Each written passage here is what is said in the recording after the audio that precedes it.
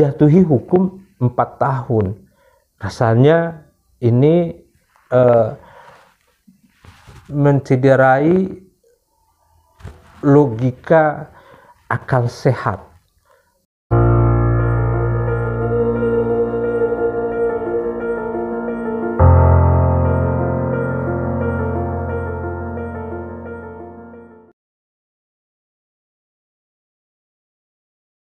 Assalamualaikum warahmatullahi wabarakatuh. Alhamdulillahirrabbilalamin. Salawat dan salam buat junjungan Nabi besar Muhammad sallallahu alaihi wasallam. Sahabat Palantara Muda di mana saja Anda berada, semoga dalam keadaan sehat walafiat dan tidak kurang sesuatu apapun. 3 hari yang lalu seluruh perhatian baik di pusat maupun di daerah terfokus kepada hasil sidang atau vonis yang dijatuhkan kepada Muhammad Rizik Syihab atau yang lebih dikenal dengan Habib Rizik Syihab, Imam Besar Front Pembela Islam, yang organisasi ini telah dibubarkan oleh pemerintah pada saat ini. Persidangan Habib Rizik Syihab adalah sebuah persidangan yang sangat fenomenal di negeri ini yang menyedot perhatian yang luar biasa dari seluruh kalangan dan menjadi perhatian dari media massa, begitu juga dengan para pendukung Habib dan mungkin juga orang yang menolak Habib ini. Dan perhatian itu jauh lebih fenomenal dibandingkan dengan persidangan-persidangan lainnya yang mungkin masyarakat sudah jenuh ya dengan peristiwa mega skandal korupsi yang melibatkan menteri kelautan, yang banyak kasus-kasus lain misalnya yang tidak menjadi perhatian yang sebetulnya juga jauh lebih dahsyat. Kenapa hal ini menjadi perhatian yang begitu besar? Karena kita melihat bahwa Habib Rizik menjadi tokoh atau simbol perlawanan dari hari ini dari kelompok Islam yang merasa bahwa hubungan antara Islam dengan negara sedang bermasalah. Dan vonis ini dituduhkan karena kasus Habib yang berbohong atas keterangan pemeriksaannya di Rumah Sakit Umi Bogor. Nah, tentu saja hal ini menjadi sebuah kontroversi di tengah masyarakat di dalam soal rasa keadilan. Rasa keadilan itu tentu yang merasakan adalah masyarakat umum, dan mungkin barangkali kita sepakat dengan apa yang diungkap oleh Rocky Gerung di dalam Rocky Gerung official yang bisa kita saksikan ini, yang kami ambil dari Rocky Gerung official. Ya, ini keonaran gitu, delik keonaran. Nah, putusan hakim ini akan membuat keonaran di publik. Karena di dalam semua peristiwa hukum yang ada nuansa politik, keadilan itu bukan di ruang sidang. Keadilan itu adalah rasa di publik. Lain kalau soal kriminal, ini ada aspek politiknya tuh, karena nama Habib Rizik adalah nama yang politis. Jadi kendati diputuskan sebagai prinsip kepastian hukum di pengadilan, tapi kepastian keadilan ada di masyarakat. Karena itu publik tetap menolak itu, dan itulah dilemanya bagi hakim yang berupaya untuk balancing tapi akhirnya kalah di dalam melihat latar belakang problem ini. Apalagi hakim sebelumnya kan betul-betul seolah-olah memahami rasa keadilan publik. Ideas of justice itu dia pahami. Tapi hakim yang sekarang ternyata berbeda. Bukan hakim yang sama. Jadi memang mungkin dianggap bahwa kalau hakim yang lalu dengan kasus yang ini itu bisa moral star decisis-nya itu bisa membebaskan Habib Rizik, dan itu tidak sesuai dengan semacam target politik istana terhadap Habib Rizik. Saya pakai istilah itu, target politik istana terhadap Habib Rizik. Saudara, tentu saja vonis ini menurut kita adalah sesuatu yang tidak memenuhi rasa keadilan jika kita bandingkan dengan vonis yang dijatuhkan kepada para koruptor negeri ini. Artinya, manakah yang lebih berbahaya, ungkapan kebohongan itu dibandingkan dengan apa yang sudah dilakukan oleh para koruptor di negeri ini yang menghabiskan begitu banyak uang negara. Artinya adalah ekonomi yang melambat, kondisi yang kita hadapi hari ini yang luar biasa, di mana mereka menghabiskan uang rakyat dengan demikian saja. Kita lihat dari tampilan ini dari beberapa pemberitaan. Dan begitu juga misalnya dengan vonis yang dijatuhkan untuk jaksa Pinangki misalnya, yang berkong-kalingkong dengan orang yang melakukan mega korupsi pada masa lalu, Cokro Chandra. Jadi ini mengusik, dan tentu saja walaupun vonis ini belum mempunyai kekuatan hukum, tetapi kita melihat bahwa di tengah-tengah masyarakat terjadi perdebatan-perdebatan yang luar biasa, sehingga di kelompok yang pro Habib ini menyebutkan bahwa ada ketidakadilan terhadap kasus ini, dan kekuasaan kehakiman berada di dalam tekanan politik.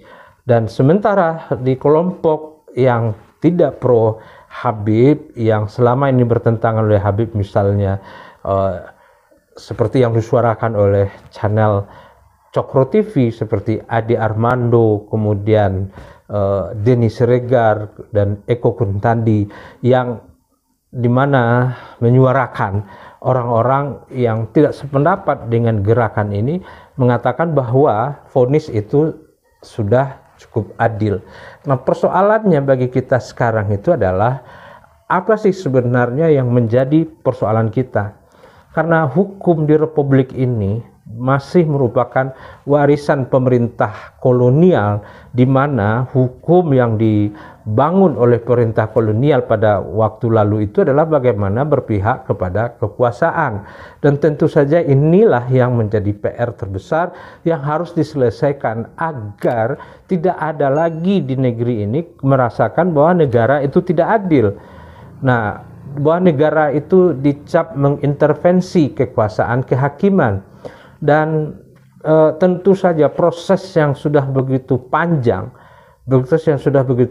kemudian hakim dengan pertimbangan-pertimbangannya, dan tentu saja juga hakim memahami segala konsekuensi terhadap putusan yang dia ambil dari norma-norma hukum ataupun juga dari aturan-aturan yang berkaitan dengan ini. Tentu saja juga paham dengan risiko itu. Akan tetapi yang penting bagi kita adalah bagaimana hukum itu bisa memberikan rasa keadilan bagi masyarakat, bukan hanya keadilan menurut penguasa. Dan kalau seandainya juga dikatakan oleh jaksa bahwa kebohongan Habib Rizik itu akan menimbulkan keonaran, kemudian karena itu dia dianggap bersalah dengan hal yang demikian, kita juga sepakat dengan apa yang dikatakan oleh Rocky Gerung, bahwa putusan ini juga menimbulkan keonaran dan akan semakin menguatkan rasa ketidakpuasan orang terhadap para pendukung, ya apakah itu secara langsung atau tidak langsung, terhadap negara, bahwa dianggap negara tidak adil dalam hal ini dari perbandingan-perbandingan terhadap hukum-hukum yang dijatuhkan terhadap orang-orang yang mungkin jauh lebih besar melakukan tindakan kesalahan yang sudah berdampak. Kebohongan Habib Rizik itu baru dalam tanda petik yang dituduhkan oleh jaksa itu baru sebuah prediksi bahwa itu akan menimbulkan keonaran. Tetapi banyak hal yang sudah berdampak begitu luas, begitu besar, menggerogoti keuangan negara, yang berdampak terhadap kehidupan masyarakat ini tidak dijatuhi hukuman yang berat. Nah, apalagi juga misalnya apa yang terjadi hari ini di KPK, di mana para penyidik dalam kacamata publik, logika publik, yang mereka ini yang memiliki kompetensi, kapasitas, dan dalam banyak hal berhasil mengungkapkan kasus-kasus itu dianggap disingkirkan, ini akan membentuk ruang opini di publik bahwa negara sedang melakukan cengkraman kekuasaan yang luar biasa, dan penguasa dalam tanda petik dalam logika yang berkembang di tengah masyarakat yang kita serap dari Palanta melakukan intervensi, lalu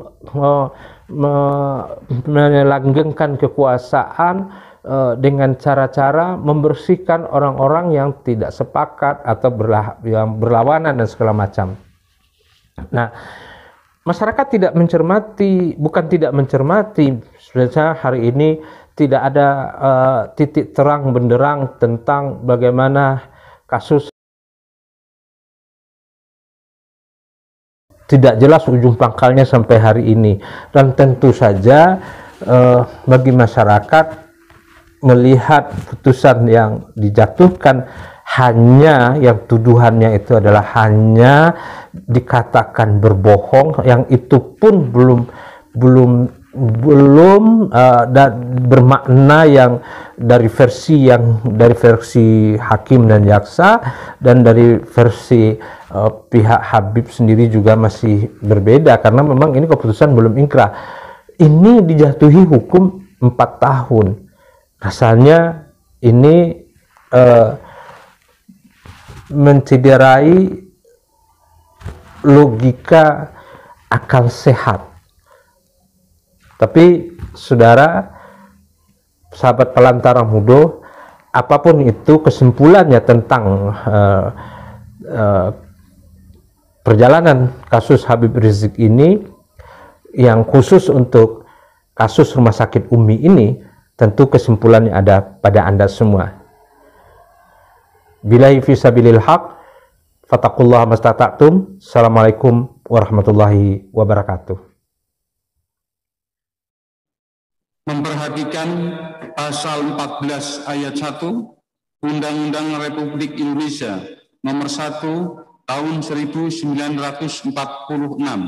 tentang peraturan hukum pidana, Yungto pasal 55 ayat 1 ke 1 KUHP, Undang-Undang nomor 8 tahun 1981 tentang hukum acara pidana, serta peraturan perundang-undangan lain yang bersangkutan.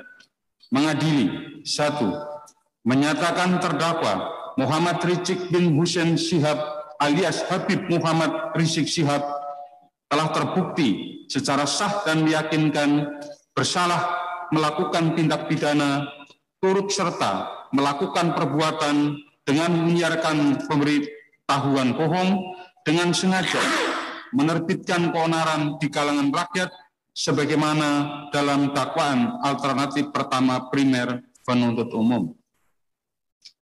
2. Menjatuhkan pidana kepada terdakwa oleh karena itu dengan pidana penjara selama 4 tahun. 3. Menetapkan barang bukti berupa butir 1 buah flash disk merek SanDisk warna merah hitam yang berisikan foto dan rekaman video pada saat tim Satgas COVID-19 Kota Bogor datang ke Rumah Sakit Umi Kota Bogor pada tanggal 27 November 2020 dan seterusnya sampai dengan butir ke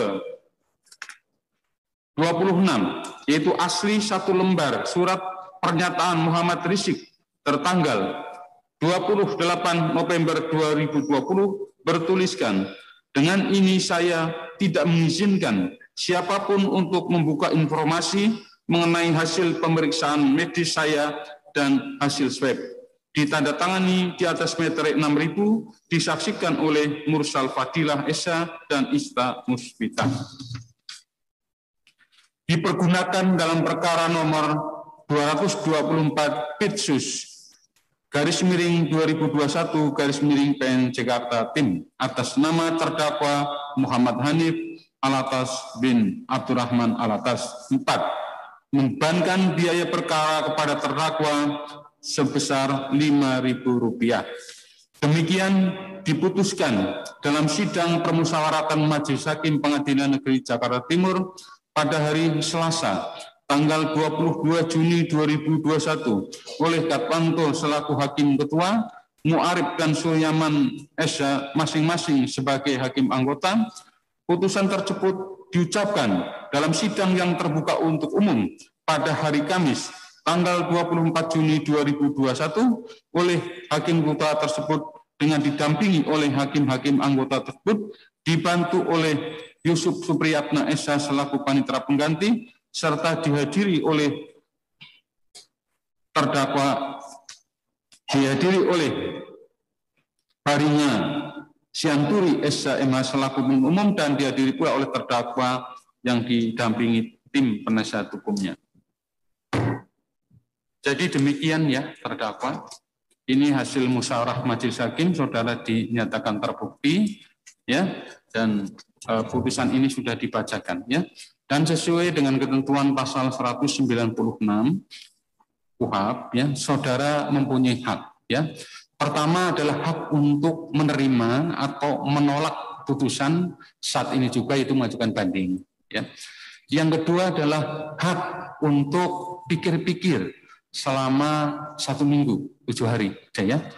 Pikir-pikir untuk menentukan sikap akan banding atau tidak. Yang ketiga adalah hak untuk mengajukan permohonan pengampunan kepada Presiden ya, dalam hal saudara menerima putusan, yaitu yang disebut gerasi ya. Terhadap 3 opsi tadi hak saudara, apakah saudara akan berkonsultasi dengan tim penasihat hukum atau akan langsung menjawab?